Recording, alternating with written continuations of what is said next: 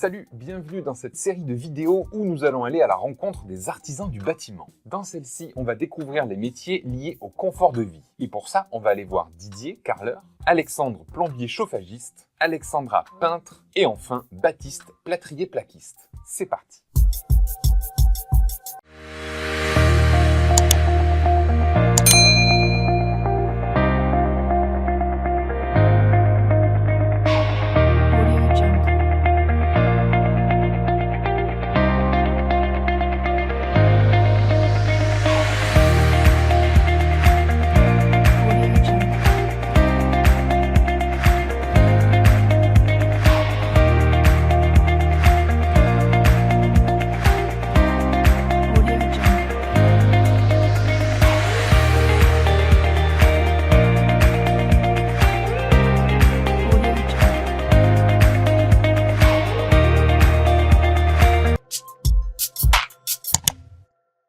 Premier arrêt à Rennes chez Didier, carreleur. Donc là on va commencer la pose d'un carrelage imitation parquet. Ça se calcule, on ne pose pas le carrelage n'importe comment, on ne commence pas dans un coin et puis on voit. Il faut déjà prévoir de comment il sera pour que sur les jonctions ça puisse être beau, etc. Voilà, pour pouvoir être le plus harmonieux possible. J'ai pris pour partie de lancer la pose en partant sur une lame entière contre la baie. Comme la baie elle est droite là, mais là il y a un petit peu de biais, je vais redécouper là légèrement. Et ce sera ton point de départ de la pièce. Ce sera le point de départ. Voilà, comme ça je vais pouvoir la présenter. Normalement on devrait être pas si mal que ça. Oui, c'est un métier d'une grande précision quand même. Parce qu'il faut que ça colle au millimètre sur le... surtout, bien évidemment, dans ce genre de maison et par rapport à ce genre de produits, qui sont des produits quand même de premier choix, de grande qualité. Et c'est ça finalement qui fait aussi la qualité de ton travail, c'est qu'il faut être très précis. Voilà, absolument. Et les finitions doivent être parfaites, quoi. Ouais, tout à fait. Ouais, mais c'est valorisant aussi, du coup, c'est hyper valorisant. Parfois, c'est peut-être pas au dixième de millimètre, mais pas loin. Ouais, on essaie d'être le plus précis possible. Ça, c'est quoi Alors ça, c'est donc un coupe-carreau, une carrelette. Même pour découper les carreaux, quoi. Voilà, absolument. Une petite molette qui permet de rayer. Voilà, il a... Ah oui, ça marche super bien, ça. Ça coupe bien.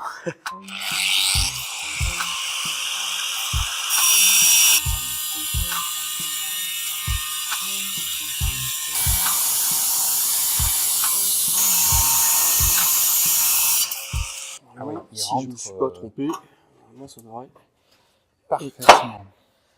Donc là, je vais pouvoir faire de la colle, faire un mélange eau et poudre.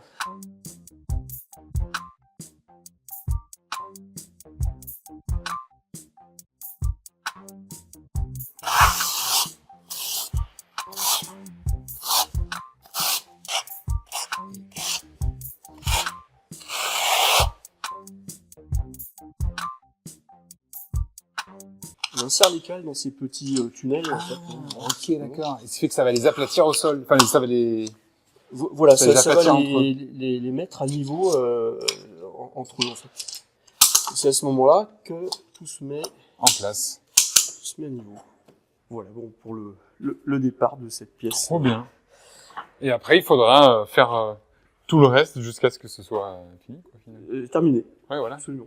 C'est le même principe et tu vas jusqu'au bout. Ah, tout à fait. Et il te faut combien de temps pour faire une pièce comme ça, par exemple? Normalement, une journée et demie. En plus de ton travail, tu formes des apprentis? Oui, comme mes deux autres collègues, on a un statut qui nous permet de former les jeunes. C'est ça. Et tu transmets ta passion? On essaye quand c'est possible.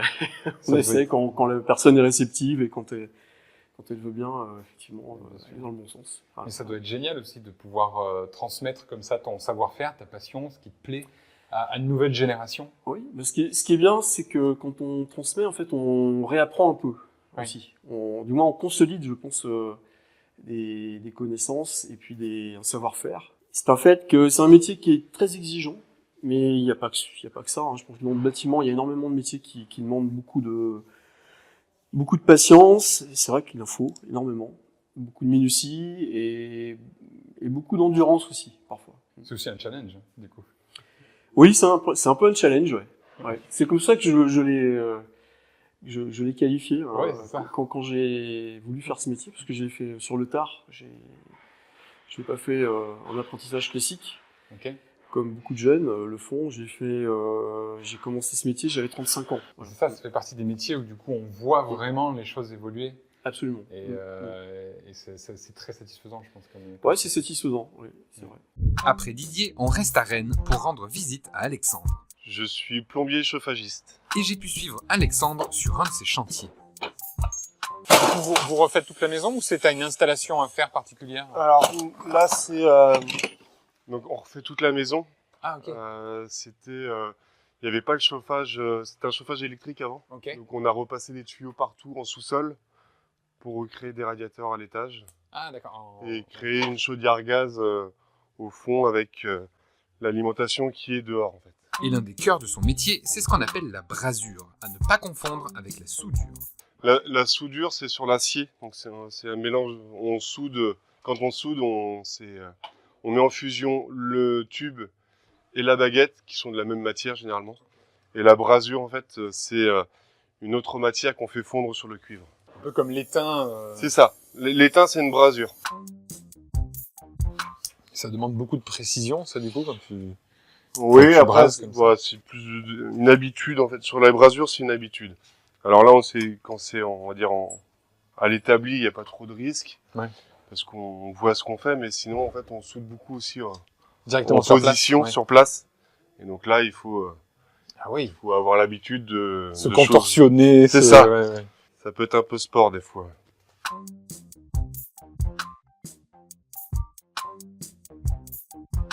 C'est un métier qui est très varié et Oui. on fait jamais la même chose tous les jours. Donc, Ça, c'est trop bien. Pour Voilà. le coup.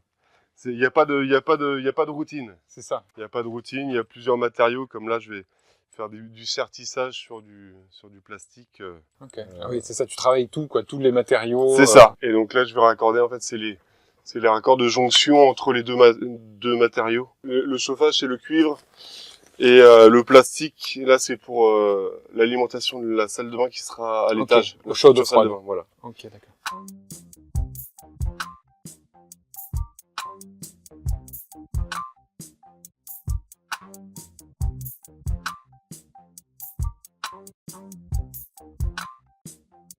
Ça fait environ 18 ans que je fais de la plomberie. D'accord. 18 ans que tu fais de la plomberie. Oui. Incroyable. J'ai commencé très tôt, ouais. Ah ouais, c'est fou. J'ai commencé l'apprentissage à l'âge de 15 ans. Ok. Aussitôt le brevet des collèges. Oui, c'est ça. Et c'est quoi ton parcours d'ailleurs? T'as fait un... Donc j'ai fait 2 ans de BEP Ouais. en plomberie avec un petit peu de chauffage, une année connexe en chauffage pour apprendre plus le fonctionnement et le travail de l'acier. Et après, je me suis spécialisé avec 2 ans de brevet professionnel génie climatique. Donc Ah là, oui, qui est ok. plus chauffage et chaufferie en plus gros diamètre. C'est ça. Donc Voilà. t'as fait pas mal d'études, quoi, là-dedans. C'est 5 ans. 5 ans d'études. 5 ans Ouais. d'études en alternance. Pour ça, parce qu'il y a tous les niveaux dans l'artisanat C'est ça. d'études. Et on peut aller très très loin. Si Voilà, on a envie de se après spécialiser. il reste le BTS après Ouais. et je crois qu'il y a une licence aussi. Donc la plomberie c'est très très vaste. Oui. Donc on peut aller donc de l'ouvrier sur le chantier à un ingénieur.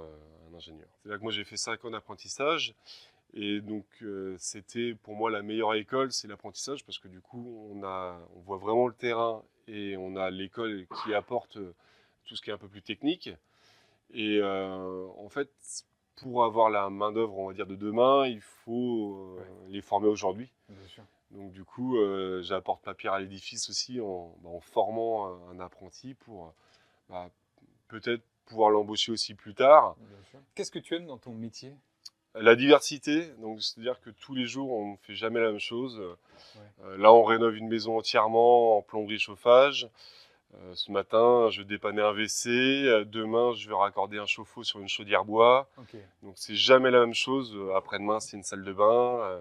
Donc, Oui, c'est la ça. diversité, on ne fait jamais la même chose tous les jours. Il y a aussi tout un aspect sur le confort de vie, toi, de ta profession, parce que Oui.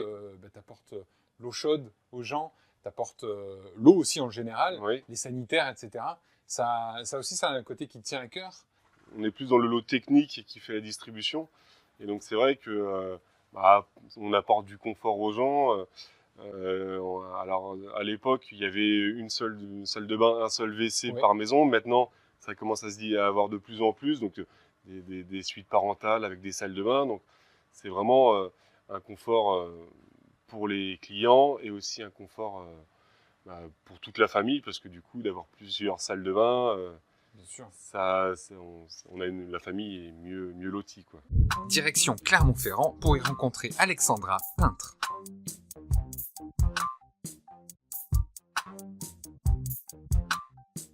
Voilà, je finis les premières couches.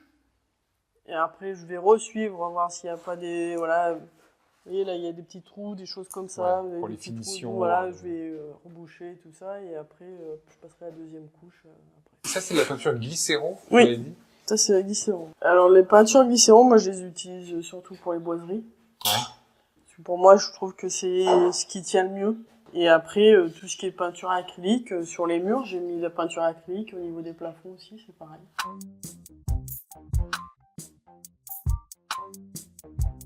De A à Z, on refait plafond, mur, le sol aussi, je touche au sol. Ouais. Tout ce Ok. qui est parquet flottant, vêtements PVC clipsable, les lames PVC clipsable, des choses comme ça, quoi. Et ça doit être hyper satisfaisant aussi d'avoir justement ce genre de métier où finalement on arrive et c'est un peu une toile blanche. Moi, ce qui m'a plu dans ce métier, ce qui me plaît toujours dans ce métier, c'est le avant et après. Donc on voit vraiment ce qu'on apporte dans les habitations. Et puis bien sûr aussi aux clients, quoi. Donc moi, ma satisfaction première, c'est leur satisfaction. Les chantiers suivent mais se ressemblent pas, donc du coup chaque chantier va avoir un peu ses difficultés, et puis il faut apporter justement une solution à chaque fois. Et tous les chantiers se suivent mais se ressemblent pas, c'est hyper intéressant. Ça, c'est chouette, c'est un métier où finalement on fait pas la même chose tous les jours. Non, on a l'impression de faire toujours la même chose, mais en fait, à un moment donné, dans un chantier, on va voir certaines choses qu'on n'a pas vues sur les autres. Ouais, c'est à chaque fois différent. Donc c'est à chaque fois différent. Moi, ça fait presque 19 ans que je suis dans le bâtiment. J'ai commencé l'apprentissage à 16 ans et maintenant j'ai 35 ans, donc, et j'ai toujours fait ça. Ouais. Parce que j'aime ce métier, donc, je ne me vois pas faire autre chose. Et c'est vrai que même là, actuellement, je fais des choses où on a des problématiques que je n'ai pas vues déjà avant. Et pourtant, voilà, ça fait 19 ans que je suis dans le bâtiment. Et voilà. C'est un secteur qui est traditionnellement très masculin, etc. Oui, tout à fait. Mais il y a de la place pour les femmes, on est d'accord. Oui. On veut pas leur voler la place, mais c'est que... moi, je sais que j'aime ce métier. Donc si on aime ce métier, je vois pas où est le problème d'apprendre un métier... on va dire, où c'est plus masculin, quoi. Oui. Quand on est artisan, on en vit bien, on est d'accord? Ou pas? Je sais pas, justement. Après, oui, on peut vivre bien, mais il faut aussi se donner les moyens. Ouais, Il faut pas penser, se dire, bon, je vais me mettre à mon compte, et puis du coup, je vais gagner ma vie comme ça, correctement. Mais si derrière, en fait, on se donne pas les moyens de réussir, ça durera pas longtemps. Dernier arrêt chez Baptiste, à Saint-Gaudens. Je suis plâtrier et plaquiste. Ouais, alors ça Dans consiste en quoi? Ça consiste à faire des volumes à l'intérieur d'un bâtiment. Donc faire des volumes, qu'est-ce que c'est? C'est réaliser des plafonds, du cloisonnement et du doublage. Le doublage, l'habillage des murs extérieurs d'un bâtiment. Pour pouvoir isoler, il n'y a pas 50 solutions. Il nous faut recréer des volumes creux à l'intérieur duquel on met de l'isolation. Pour ça, il vient créer des structures métalliques contre les murs pour y positionner les plaques de plâtre. On était pareil sur le mur ancien ici. Et on isole du coup avec, là c'est une laine de verre, mais ça peut être plein d'autres types d'isolants. On isole pour avoir le côté isolation thermique et pas avoir à chauffer de trop. Là du coup, on fait l'enveloppe, Ouais. on fait les plafonds, on fait ce qu'on appelle les contre-cloisons, les doublages, donc l'isolation des murs extérieurs. Et ensuite, on va avoir le cloisonnement. Donc là, on ne l'a pas attaqué encore, en partie. C'est la partie séparation et création des volumes à l'intérieur des pièces. Ok, ah oui. Donc là, on peut voir qu'il y a une partie de l'ossature qui a été faite en partie haute et en partie basse. Ouais, Et ça va permettre de séparer une pièce. d'accord. Après, on va installer la porte au milieu de sur la cloison. pour faire l'entrée à l'intérieur. Oui, c'est ça. En fait, tu crées les pièces, quoi, avec C'est des ça. cloisons. On crée les volumes. C'est nous qui donnons la mise en volume des bâtiments. Ouais, c'est ça. Génial. ça. C'est top.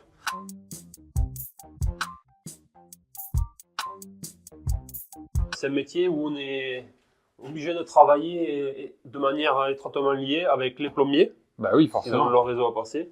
Et là, on voit bien les électriciens, toutes les attentes qu'ils nous ont passées. Ouais, bien sûr. C'est-à-dire chacun fait ses demandes, en fait. C'est-à-dire qu'eux, ils font les C'est plans ça. en disant, bah, il va y avoir une gouttière ici, là, il faut que je passe des câbles, etc. Et vous, en fonction, vous montez les cloisons. On monte les cloisons, on leur laisse suffisamment d'espace pour qu'ils puissent passer. Oui, c'est Donc, ça. il ne faut pas non plus avancer tête baissée. C'est un métier où la coactivité et la communication sont super importantes. Ouais, c'est un travail d'équipe, quoi. tout C'est simplement. Et donc toi, du coup, tu fais plus ça, tu touches plus aux plaques et tout ça, Ouais, toi. moi, j'ai plus le temps. J'ai déjà du mal à avoir le temps de faire ma partie à moi. Du coup, tu chapeautes, quoi. Il y a les équipes qui travaillent sur les chantiers. Moi, ma partie, c'est le commerce, l'organisation avec les clients, des plannings, pour savoir qu'est-ce qu'on doit attaquer à quel moment. Les devis, Ouais. qui prennent pas mal de temps. Les factures derrière, parce que c'est pas le tout travaillé, mais il faut quand même facturer. C'est aussi Bien sûr. une partie qui prend du temps.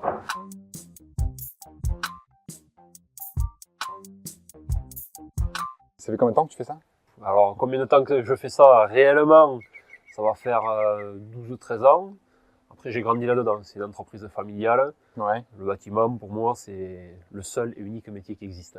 D'accord. Avec mon entourage, avec mes amis, je me rends compte que c'est quand même un métier où on est quand même assez libre de nos choix et pas fixé. Moi, j'aime pas être assis à une chaise toute la journée, pas bouger. Ça c'est pas ce qui me vend du rêve. C'est pas comme ça que j'envisage ma vie. Et toi, quelle est ta formation? Pour être artisan, même pour être salarié compétent dans son métier, il faut commencer par la base. La base, c'est le CAP. Ouais. C'est là qu'on apprend les bases du métier. Sans aller forcément dans le détail, mais au moins la base. Donc moi, j'ai un CAP de plâtrier plaquiste. Plaquiste, c'est un métier qui recrute en ce moment? C'est un métier en tension ou pas, d'ailleurs? Alors, plaquiste et les métiers du bâtiment en général. Je ne Ouais. vais pas parler que de mon métier, parce que tout le monde le cherche. On donne vie au bâtiment, Ouais. clairement. Quand on arrive, un bâtiment est nu. Ouais. On peut comparer ça à quelqu'un qui se balade nu. Nous, quand on arrive, on fait tout l'habillage du bâtiment. Donc, on arrive, il n'y a rien, on repart, il y a tout. C'est génial. C'est plus valorisant. Moi, on peut pas faire, quoi. Ça demande de la passion, ce métier? Il faut un minimum de passion. Si les gens n'aiment pas ça, ils peuvent pas continuer Ouais. dans le bâtiment. Voilà, c'est la fin de cette vidéo. Comme vous l'avez compris, le monde de l'artisanat du bâtiment est vaste et c'est surtout un secteur qui recrute. Donc si un de ces métiers vous a passionné ou carrément créé une vocation, vous pouvez aller faire un tour sur le site de la CAPEB et sur artisandubâtiment.com. Il y a tout un tas d'infos sur les formations possibles et sur tous les métiers du bâtiment. D'ailleurs, ceux que vous avez vus ne sont pas les seuls et si vous voulez en découvrir davantage, je vous invite à regarder les 3 autres vidéos de cette série. Elles sont toutes sur la chaîne de la CAPEB et je vous mets les liens en description. N'hésitez pas aussi à poser vos questions en commentaire sur les métiers ou la formation pour qu'on puisse y répondre. Voilà, salut!